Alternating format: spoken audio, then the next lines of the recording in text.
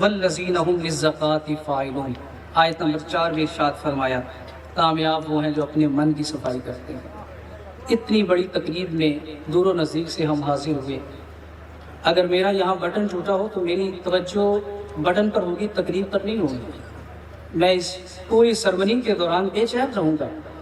ایمان سے بتائیں، اگر ظاہری صفائی مکمل نہ ہو ہم بے چین رہتے ہیں، ظاہر پر دھبا ہو ہمیں سکون نہیں ملتا، تو اگر باطن پر دھبا لگ جائے تو ہمیں سکون کیسے مل سکتا ہے؟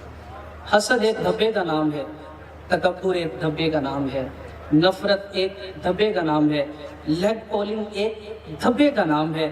جب تک ہم اپنے من کی صفائی نہیں کریں گے، وہ کسی نے کہا تھا پھلاں دا تو عطر بنا، عطراں دا پھر کڑ دریا، دریا پھر وچ رج کے نہا، مچھلیاں وانگو تاہیاں لا، پھر بھی تیری بو نہیں مکنے، پہلے اپنی میں مکا۔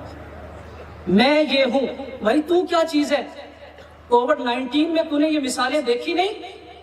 سانس کی نعمت، جسے کورونا ہوا، یہاں سینکڑوں لوگ اس بات کے وٹنس ہیں، ہم تو اللہ رب العزت کی سانس کی نعمت کا حق ادا نہیں کر سکتے۔ ڈیلی بیسس پہ ہزاروں روپے کے اخراجات صرف سانس لینے کے اوپر، کتنی بڑی اللہ رب العزت کی نعمت ہے۔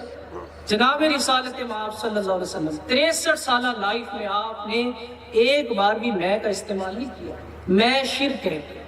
آج اگر میں بے چین ہوں تو اس کی وجہ یہ کہ میں نے اپنی میں نہیں مانی، میں یہ ہوں، میں نے یہ کیا۔ بھائی تو کیا چیز ہے؟